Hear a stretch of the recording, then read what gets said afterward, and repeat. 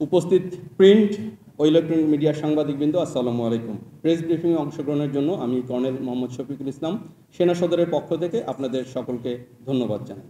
আজকের প্রেস ব্রিফিংয়ে আমরা দেশের আইন শৃঙ্খলা ও সমসাময়িক সময়ে সেনাবাহিনীর বিভিন্ন আভিযানিক কর্মকাণ্ড সম্পর্কে আপনাদের সম্যক ধারণা প্রদান করব।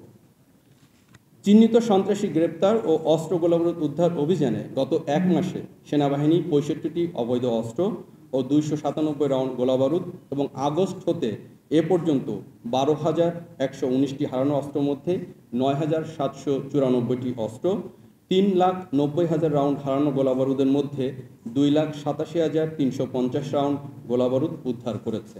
এছাড়াও বিভিন্ন অপরাধের সাথে সম্পৃক্ত এ পর্যন্ত সর্বমোট ১৭,৯২৬ জন এবং গত এক মাসে ১,২৯৪ জনকে সেনাবাহিনী গ্রেপ্তার করেছে, যাদের মধ্যে কিশোর গ্যাং, তালিকাভুক্ত অপরাধী, ডাকাত, চাঁদাবাজি সহ অন্যান্য অপরাধী উল্লেখযোগ্য।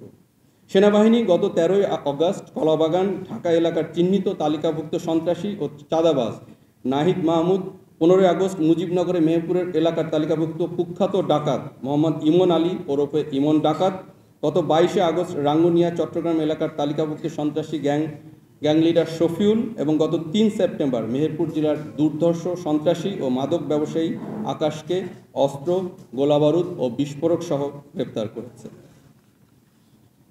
গণ অধিকার পরিষদ ও জাতীয় পার্টি কর্মীদের মধ্যে বিজয়নগরের সংঘর্ষের ঘটনায় গত ২৯শে আগস্ট কাকরাইলস্থ জাতীয় পার্টির কেন্দ্রীয় কার্যালয়ের সামনে দুই দলের সমর্থকদের মধ্যে সংঘর্ষের প্রাথমিক পর্যায়ে পুলিশ পরিস্থিতি নিয়ন্ত্রণে ব্যর্থ হলে সেনাবাহিনীর সাহায্যের অনুরোধ করা হয়। সেনাবাহিনী উক্ত স্থানে পৌঁছানোর পর উত্তেজিত নেতাকর্মীদের নাশকতামূলক কর্মকাণ্ড পরিহার করতে বারংবার অনুরোধ জানায় এবং পরিস্থিতি কিছুটা নিয়ন্ত্রণে নিয়ে আসে। পরবর্তীতে বিশৃঙ্খলাকারীরা মশাল, লাঠি ও ইটপাটকেল নিয়ে অবস্থান গ্রহণ করে পুনরায় সহিংসতা শুরু করে। তারা একাধিক স্থানে অগ্নিসংযোগ করে এবং সেনাবাহিনী ও পুলিশ সদস্যদের লক্ষ্য করে ইটপাটকেল নিক্ষেপ করে। এতে সেনাবাহিনীর ৫ জন সদস্য, পুলিশের ৬ জন সদস্য গুরুতর আহত হয়। উক্ত ঘটনায় সেনাবাহিনীর একটি পিকআপের উইন্ডশিল্ড ক্ষতিগ্রস্ত হয়। পরবর্তীতে রাত আনুমানিক ৯:৩০টায় আইনশৃঙ্খলা রক্ষাকারী বাহিনী পরিস্থিতি নিয়ন্ত্রণে আনতে সক্ষম হয়। চট্টগ্রাম বিশ্ববিদ্যালয়ের শিক্ষার্থী ও স্থানীয় গ্রামবাসীদের মধ্যে গত ৩১শে আগস্ট রাত আনুমানিক ৯:৩০টায় চট্টগ্রাম বিশ্ববিদ্যালয়ের ২ নম্বর গেটের সন্নিকটে বিশ্ববিদ্যালয়ের একজন ছাত্রীর রাতে ভাড়া বাসায় গমনকে কেন্দ্র করে নিরাপত্তা প্রহরীর সঙ্গে উত্তেজনা দেখা দেয়। উক্ত খবর ছড়িয়ে পড়লে শিক্ষার্থী ও স্থানীয় গ্রামবাসীর মধ্যে দফায় দফায় সংঘর্ষ শুরু হয়। আইনশৃঙ্খলা রক্ষাকারী বাহিনী পরিস্থিতি নিয়ন্ত্রণের চেষ্টা করে ব্যর্থ হয় এবং সংঘর্ষ চলাকালে পুলিশের ৩টি গাড়ি ভাঙচুর করা সহ কিছু পুলিশ সদস্যের উপর হামলা চালানো হয়। পরবর্তীতে পরিস্থিতির গুরুত্ব বিবেচনায় রাত আনুমানিক ৩টায় সেনাবাহিনী ও অন্যান্য আইনশৃঙ্খলা রক্ষাকারী বাহিনীর সদস্যগণ একত্রে পরিস্থিতি নিয়ন্ত্রণে আনে। এভারগ্রিন কোম্পানি নীলফামারী উত্তরা ইপিজেডে গত ২ সেপ্টেম্বর সকাল ৮:৩০টায় এভারগ্রিন কোম্পানির শ্রমিকদের বকেয়া বেতন ও অবৈধ শ্রমিক ছাঁটাইয়ের কারণে উত্তেজনা দেখা দিলে উত্তেজিত শ্রমিকরা মূল গেটের সামনে অবস্থান নিয়ে বিশৃঙ্খলা সৃষ্টি করে। এক পর্যায়ে তারা কর্তব্যরত পুলিশের উপর ইটপাটকেল ও লাঠি দিয়ে হামলা চালিয়ে কিছু সদস্যদের মারাত্মক আহত করে এবং একজন সদস্যের অস্ত্র ও গোলাবারুদ ছিনিয়ে নেয়। পুলিশ পরিস্থিতি নিয়ন্ত্রণে ব্যর্থ হলে সেনাবাহিনী ও পুলিশ একত্রে পরিস্থিতি নিয়ন্ত্রণ করে। উক্ত ঘটনায় অনেক পুলিশ সদস্য সহ ৬ জন সেনা সদস্য আহত হয়, যার মধ্যে একজন সেনা সদস্য বর্তমানে আইসিইউতে চিকিৎসাধীন রয়েছে। মাদকের বিরুদ্ধে অভিযানে গত এক মাসে সেনাবাহিনী খিলগাঁও, কাফরুল, কলাবাগান, নাখালপাড়া, যশোর, মুন্সিগঞ্জ, গাজীপুর, হবিগঞ্জ, ময়মনসিংহের বিভিন্ন স্থানে সফল অভিযান পরিচালনা করে ৩৭৮ জন মাদক ব্যবসায়ী এবং গত আগস্ট হতে এ পর্যন্ত মাদকের সাথে সংশ্লিষ্ট সর্বমোট ৫,৯৫৪ জনকে গ্রেপ্তার করেছে। চোরাচালান প্রতিরোধে সেনাবাহিনী গত ৩, ৬ ও ২৭ আগস্ট সিলেট ও সুনামগঞ্জ জেলার বিভিন্ন স্থানে চোরা কারবারিদের বিরুদ্ধে অভিযান পরিচালনা করে ২,১৯,০০,০০০ টাকার বিভিন্ন পণ্য জব্দ করে। হাসপাতাল এলাকায় দালাল চক্র দমনে গত ২৬শে আগস্ট মহাখালী ক্যান্সার হাসপাতালে অভিযান পরিচালনা করে জনসাধারণের নিকট বিভিন্ন অনিয়ম করে অতিরিক্ত অর্থ নেয়ার অভিযোগে দালাল চক্রের মূল হোতাসহ ৬২ জন দালালকে আটক করা হয়।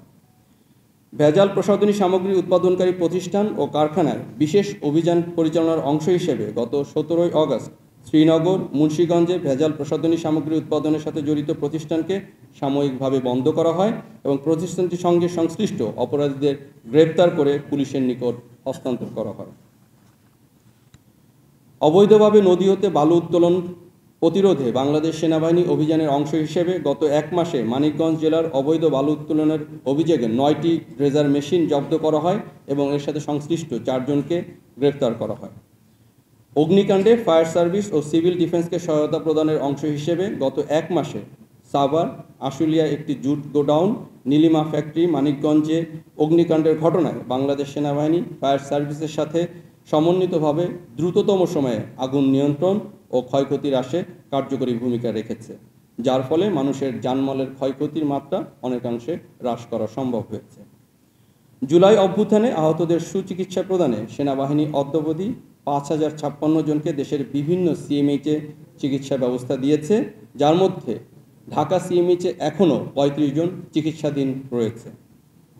বাংলাদেশ সেনাবাহিনীর সদস্যগণ গত 16 আগস্ট তারিখে ঢাকাসহ দেশের বিভিন্ন স্থানে জন্মাষ্টমী উৎসব সুন্দর ও নিরাপত্তার সাথে সম্পন্নের জন্য দায়িত্ব পালন করেছে। সেনাবাহিনী দেশের সাম্প্রদায়িক সম্প্রীতি বজায় রাখাসহ বিদেশি কূটনৈতিক ব্যক্তি ও দূতাবাসগুলোর সামগ্রিক নিরাপত্তা নিশ্চিতের কাজে নিয়োজিত রয়েছে। বিগত 1 মাসে পার্বত্য চট্টগ্রামে মোট 8টি গোয়েন্দা তথ্য নির্ভর অভিযান পরিচালনা করা হয়। উক্ত অভিযানে মোট 18টি আগ্নেয়াস্ত্র, 61 রাউন্ড অ্যামিউনিশন, মাদকসহ অন্যান্য সরঞ্জামাদি উদ্ধার করা হয়।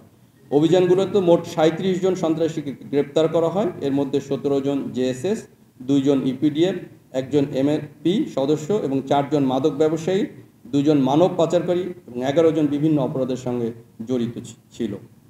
উল্লেখ্য যে গত 15 আগস্ট খাগড়াছড়ি রিজিয়নের আওতাধীন শান্তিনগর এলাকায় এমএলপির বিরুদ্ধে একটি অভিযানে মোট 8টি আগ্নেয়াস্ত্র, 44 রাউন্ড অ্যামিউনিশন এবং অন্যান্য সরঞ্জামাদি উদ্ধার করা হয়।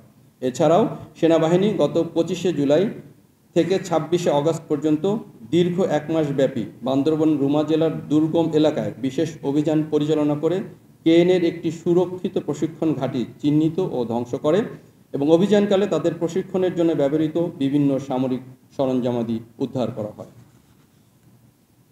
বাংলাদেশ মায়ানমার সীমান্ত এবং এফডিএমএন ক্যাম্পে বিগত 1 মাসে প্রায় 700 থেকে 750 জন রোহিঙ্গা বাংলাদেশে প্রবেশ করে বিভিন্ন এফডিএমএন ক্যাম্পে আশ্রয় নিয়েছে।